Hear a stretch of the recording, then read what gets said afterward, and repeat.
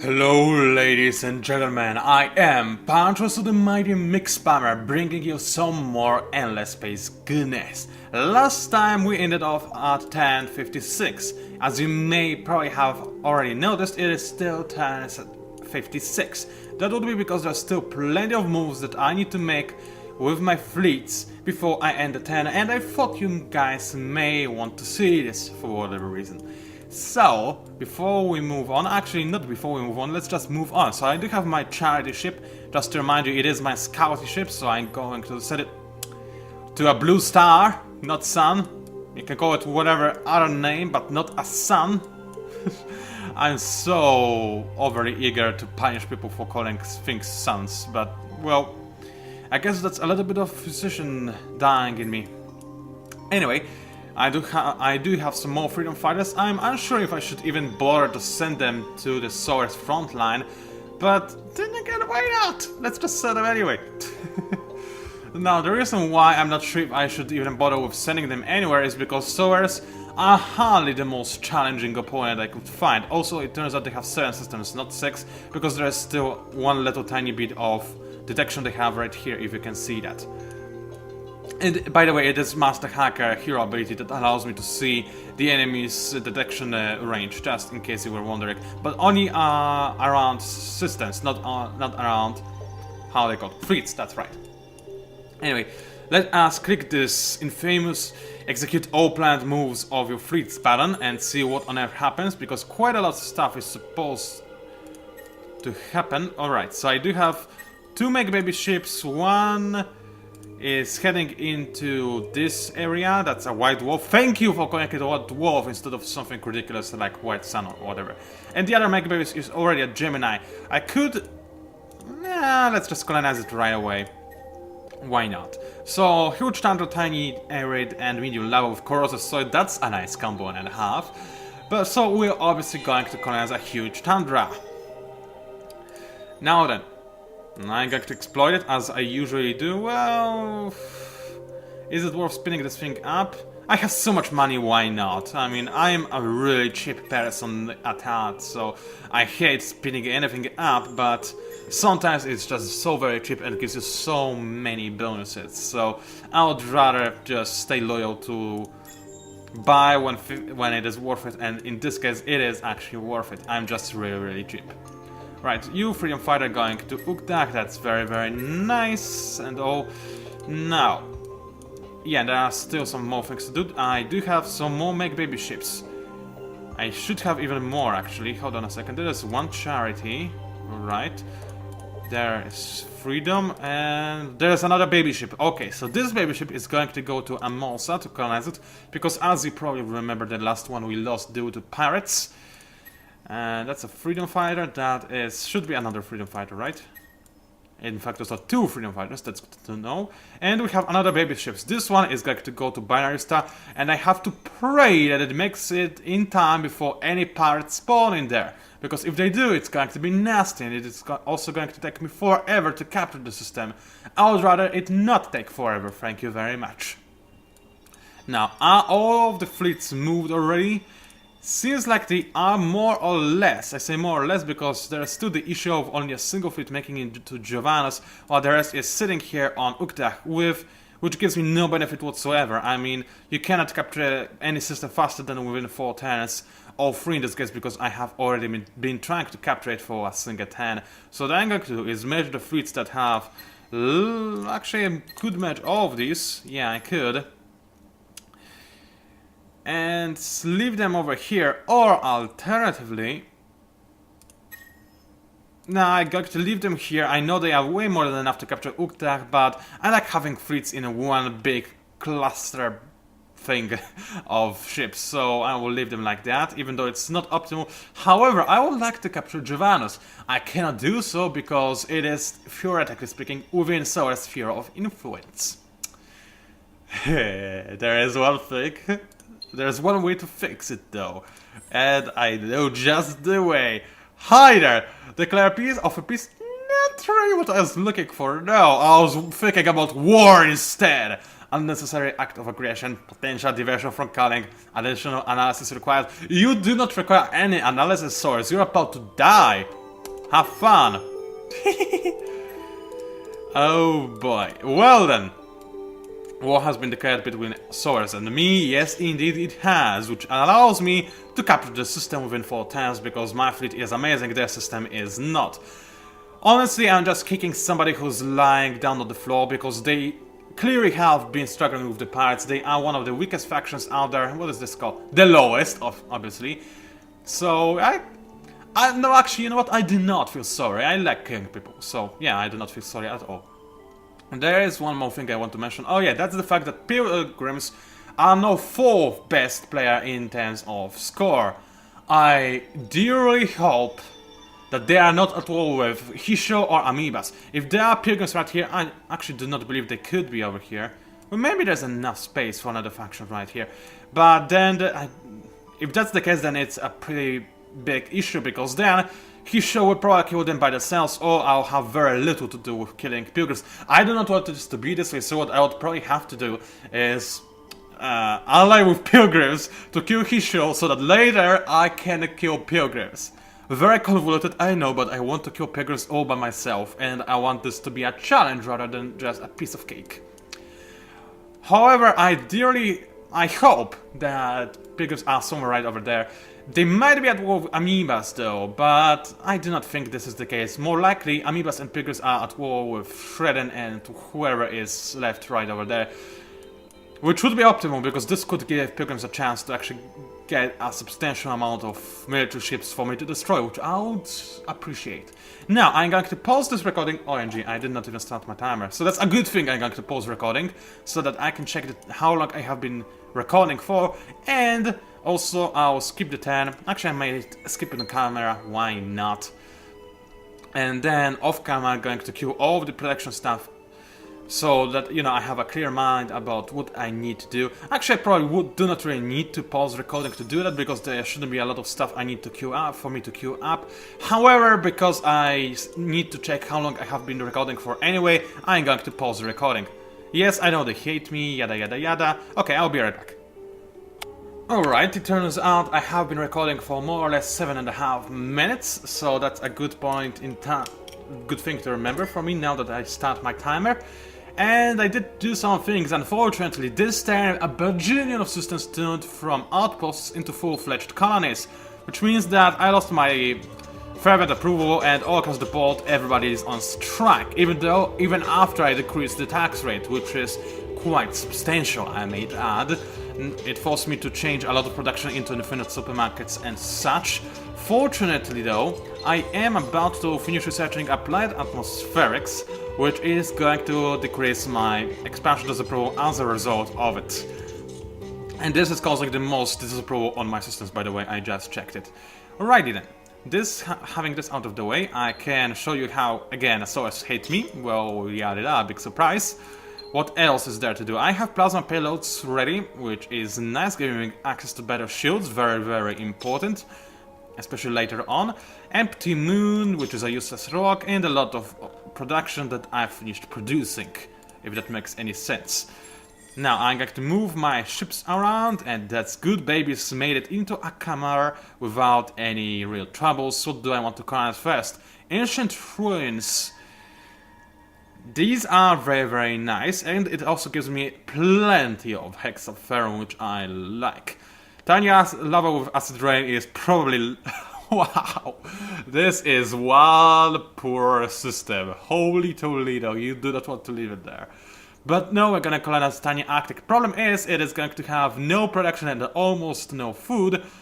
But this is the same case with pretty much any planet on the system, so what we will have to do is... Great, abundance of hexaferrum, this is very, very nice. But anyway, what we have to do now is, aside from exploiting it, obviously, we will need to spend a lot of money in order to exploit this system and be able to construct anything remotely useful on it anytime soon. So this way it should have decent production and a nice amount of food to go with. So I will leave it at that for now and add anything later if I really need to. Alrighty then. Anything else? Let me think about it. Doesn't really look like it. Wow, my friends Let's call it in this way for now. Really have a big fleet. They really, really do. I mean, I knew this because I have seen it on the end game screen whenever I quit the game, that they have the biggest fleet in the entire galaxy, but it is still very, very scary. And I'm not quite ready to fight them, not at all. I would be able to fight, let's see, let me remember who's who. I would be able to fight Shredden, who have the 4th biggest fleet, and potentially Pilgrims, who have the 3rd. Amoebas could be a problem, and Hishiro are almost impossible to fight against. And that was before, when actually had bigger military potential. Now it dropped for whatever reason, but I imagine it's not a very big difference still.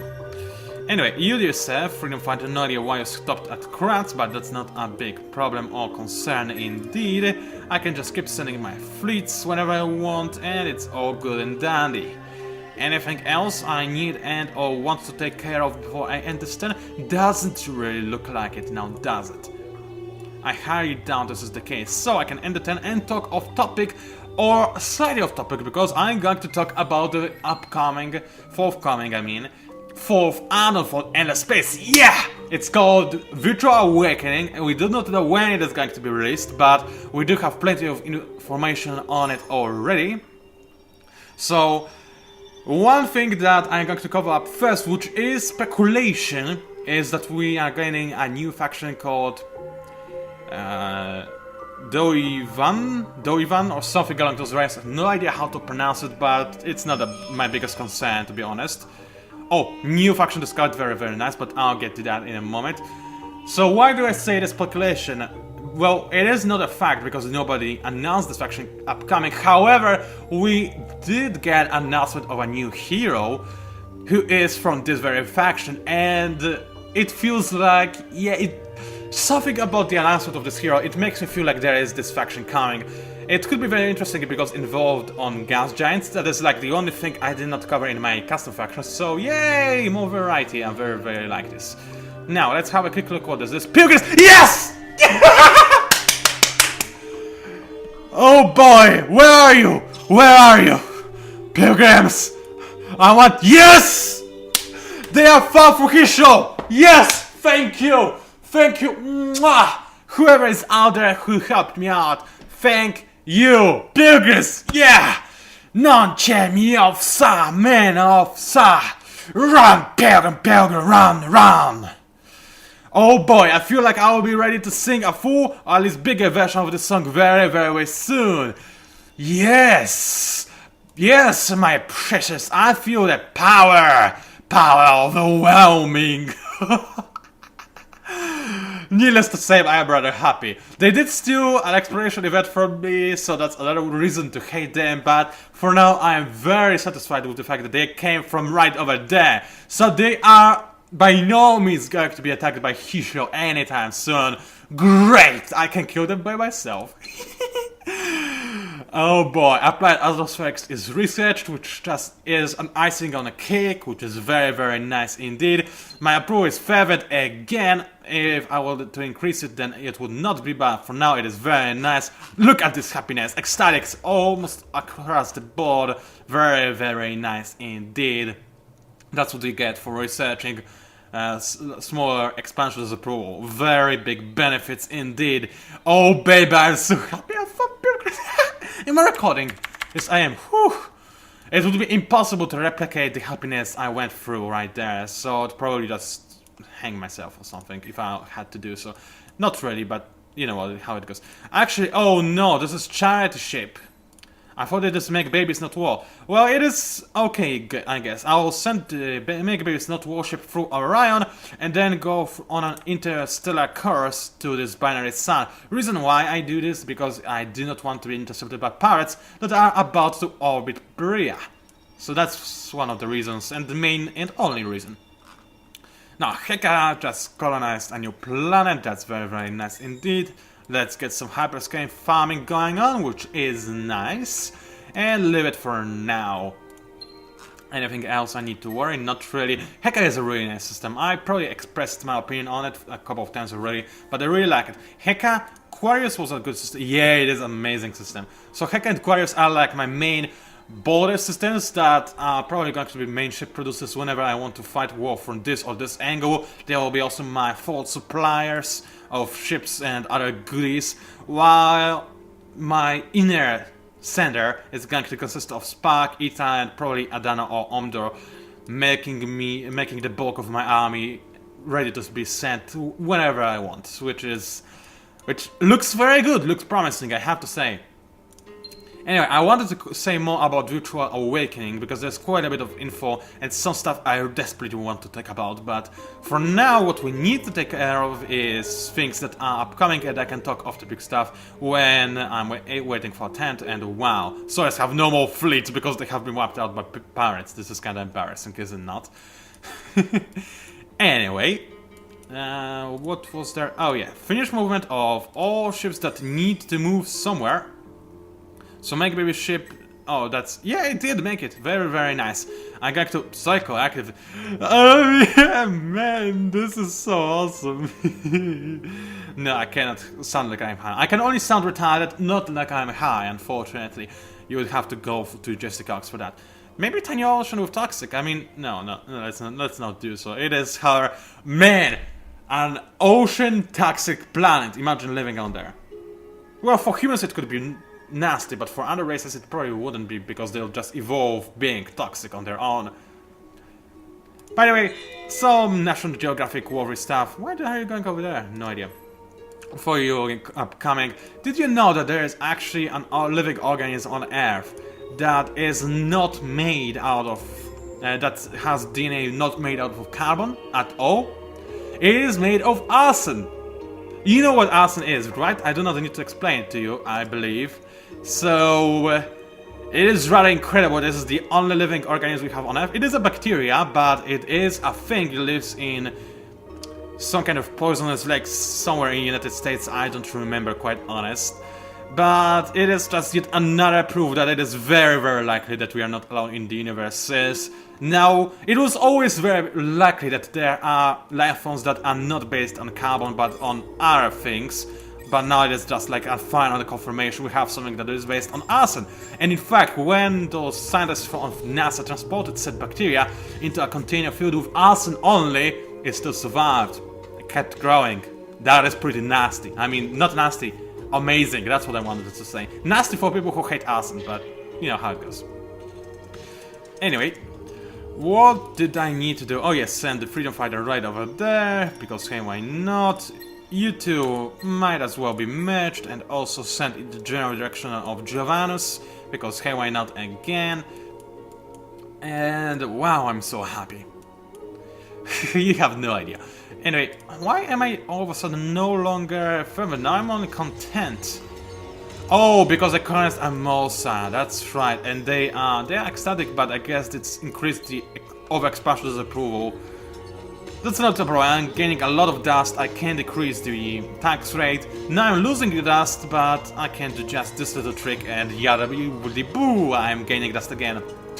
At the cost of some science, but science-wise, I'm doing quite decent, am I not? Yes, I'm fed, considering the fact that I am playing on endless difficulty, which basically means AI has double the bonus to everything. I believe I'm still doing very, very nice. Fine.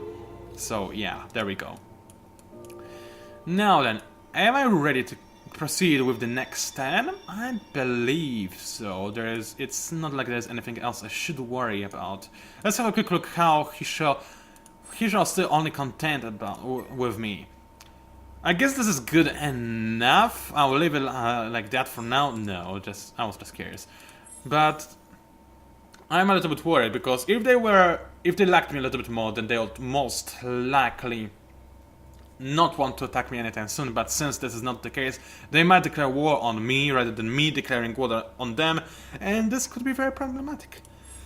Now, Shredden don't like me for whatever reason. Why is that? Probably, yeah, score, and that's pretty much all there is. So how about I cannot offer them peace, because we have not been diplomatically neutral long enough. Unfortunately, it doesn't say how long we have been diplomatically neutral, which is not cool.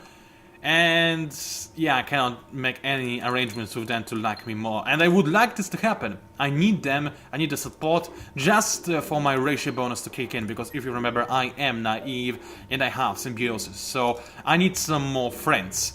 Preferably weak friends, so they are not making me OP, but sure, they are just good enough. They have decent-ish military, but other than that they are pretty rubbish, so I want to be at alliance with them pretty much at all costs. But I need to be at peace with them for that to happen, and it looks like it is not going to happen. Anyway, I can end it at 10, drink a little bit of juice, and then talk more about Virtual Awakening.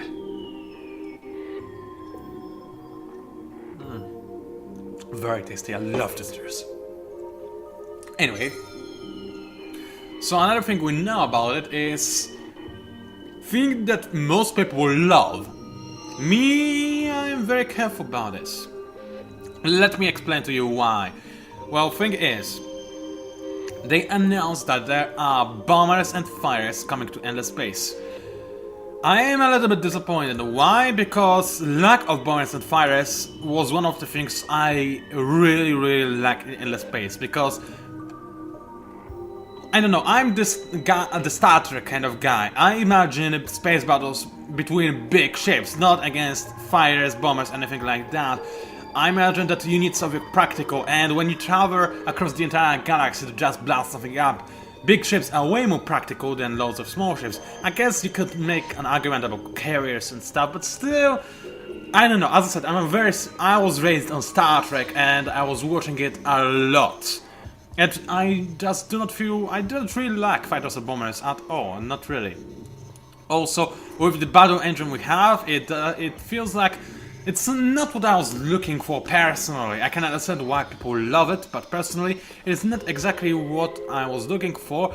I'm not going to complain though, because they did put a lot of work into those things. I'm going to talk about fighters and bombers a little bit more in the future, but for now I also need to provide you with a little bit more of gameplay. So you freedom fighters go over there. Now there's a problem, pirates being very annoying on Brea. I have 11 turns to rescue it, but that is only 11 turns. What I'm going to do is probably match 3 freedom fighters right over here at Amosa. Merge all of you together and go to Brea as soon as possible. They should make it within 11 turns, maybe. Maybe not, but even if not, they will be able to recapture it very quickly, and it will charge my Bushido bonus, which is very nice. Which already is, in fact, right now, as I can clearly see, yeah, Hishu Bushido plus 15%, plus 15%, plus 15%. This ratio trait, I like it, but it is overpowered compared to any other ratio trait. It is way more powerful than anything. Seriously. Especially since you can stack it to... I don't know how, I don't remember how much you can stack it, but you can stack it to ridiculous numbers. And then you're just unstoppable destroying machine, or building machine, or whatever machine you want to be. It only doesn't boost your science, but other than that, it is really kinda OP, let's just say it outright.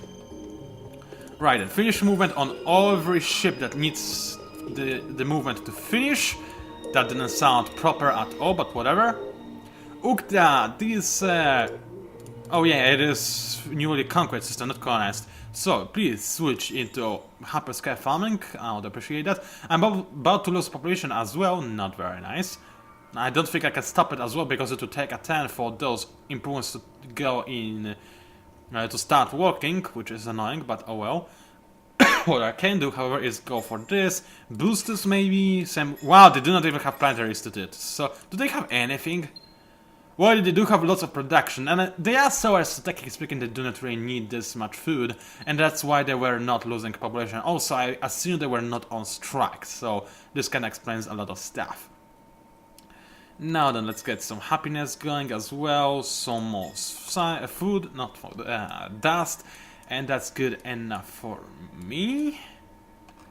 Now, oh, come on! They just grabbed this exploration event and went like, yeah, well, we got what we came here for, we stole your exploration event, have fun. But anyway, my charity, the Scout Vega, decent dust production system, nothing amazing though. Good to know that it is there though. And let's keep going in this general direction. Good thing about this ship, it made it over all the way here, which means there are no pirates anywhere to kill my charity. Very, very good indeed. Anything else, or can I talk a bit more about fighters and bombers? Oh well, there is definitely something else that I completely forgot about. I need to design a new ship! Because I have access to it. Or alternatively, I can wait to get attack tank. Nah, why wait when we can not wait instead? Also, we need bigger fleet right now. It feels like a necessity. So, let's get our bad boy going. Oh yeah, look at him. He's very awesome indeed. Anyway, we are gonna get some tonnage upgrade because it is very nice. It is mostly useful for small ships, but even a bigger, it's just free tonnage for you. So, you want that. You really, really do. Now then, what do we want for this guy? Well, let's have a quick look. This is very nice, accelerated magnetics, no reason not to get it. Defense modules I can get a ton of because countership class, remember they decrease the cost of your defense modules. So let's get a lot of everything. Magnetic deflection might be too much or not enough, we'll see about that later. 9 shielding is definitely good, I'll go with that. Fusion pellets, I need a lot of those, and wow, I maxed out my tonnage already.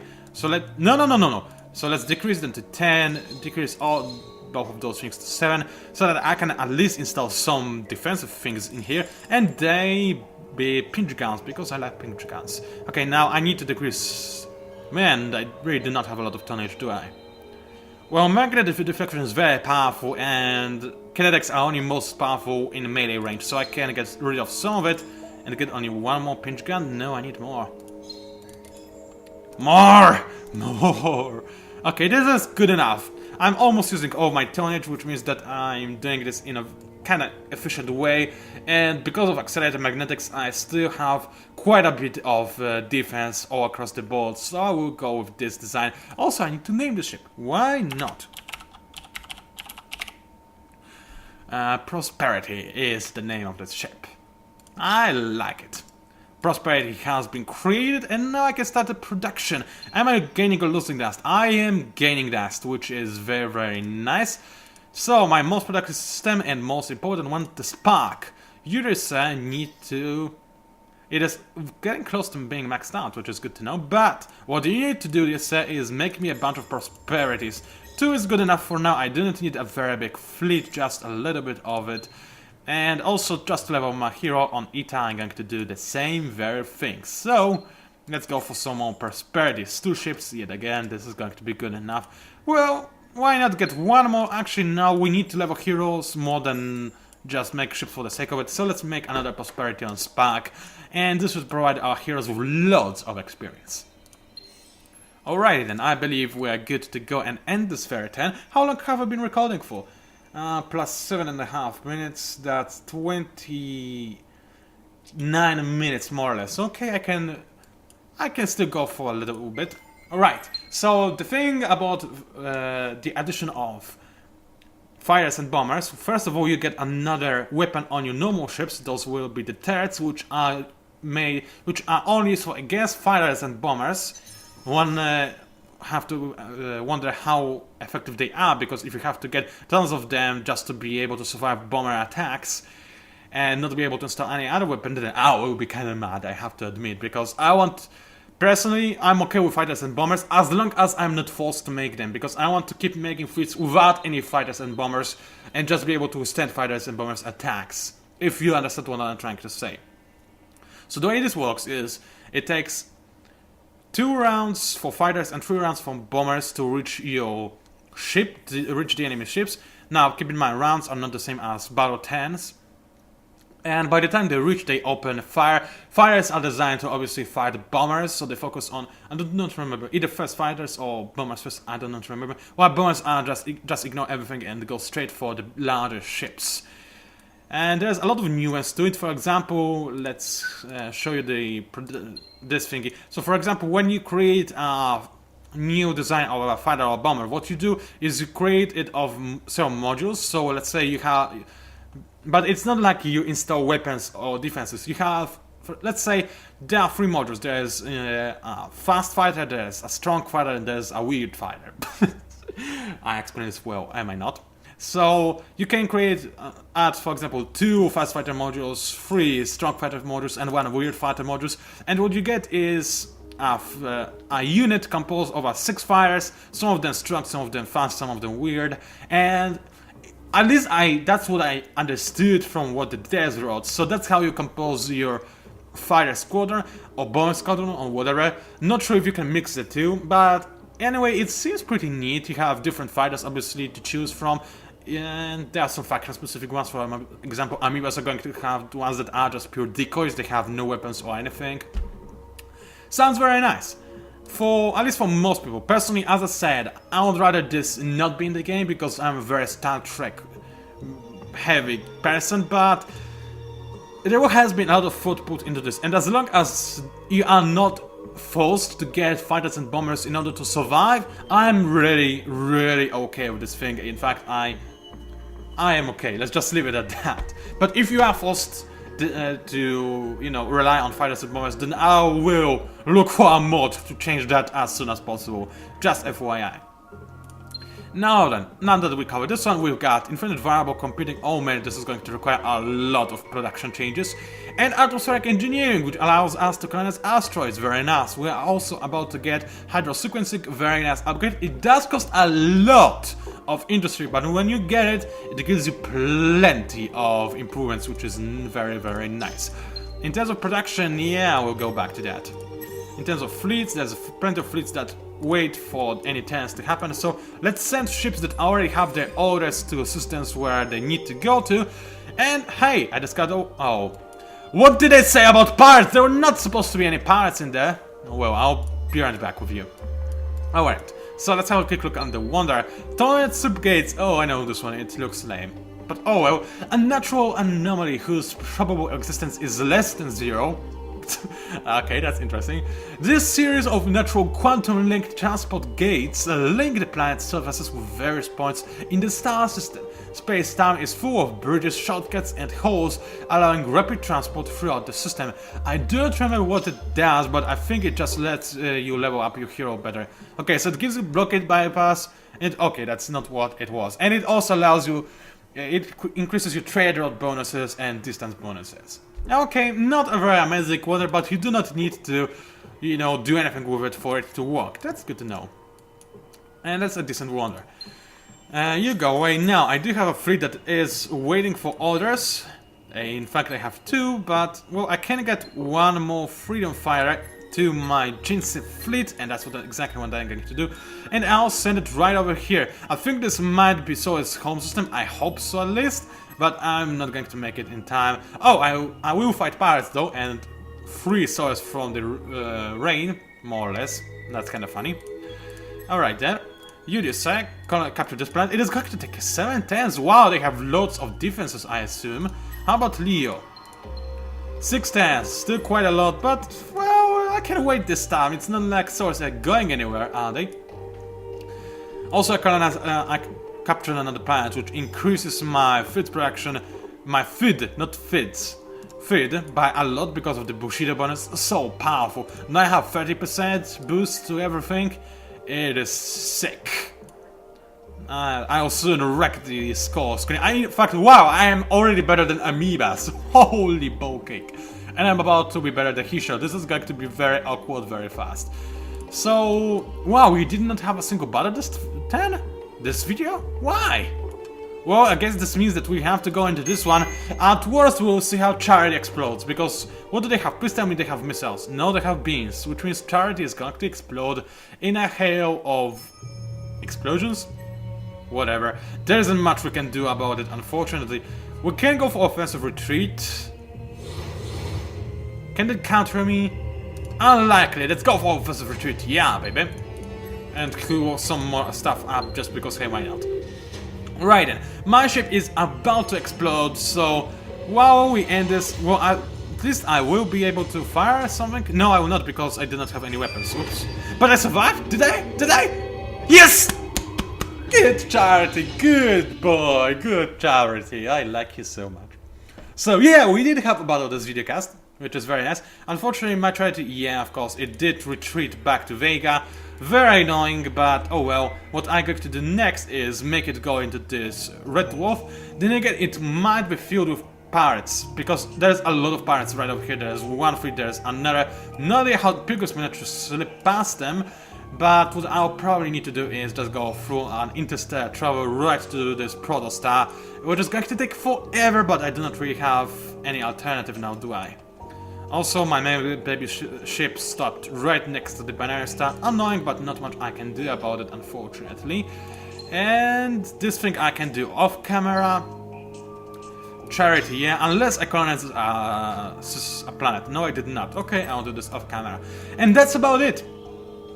I'm very excited for the Virtual Awakening. I would love it if the devs announce another custom faction competition when you can submit your factions for them to enter the game. Because when the first one was, when the automatons erected, I was not yet interested in making custom factions. I had no ideas for them at all. It's very disappointing, mostly to myself, because maybe if I were to submit one of the custom factions I have right now, then maybe one of them would win, and now we could play as full-fledged factions. It would be pretty amazing, let's face it.